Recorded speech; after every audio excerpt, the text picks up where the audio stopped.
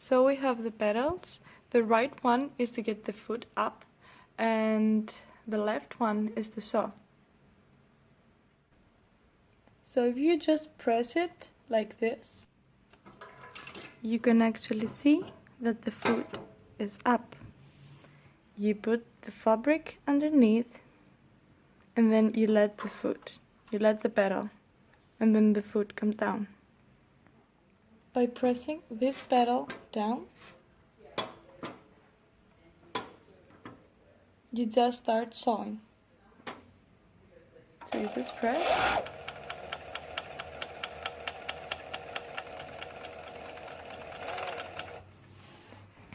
Just pay attention. When you're stepping on the left one, and when you saw, you have to do it slowly. Otherwise, if you press it a lot, the machine will go really fast. Here is when you press it softly, and here when you press it fast.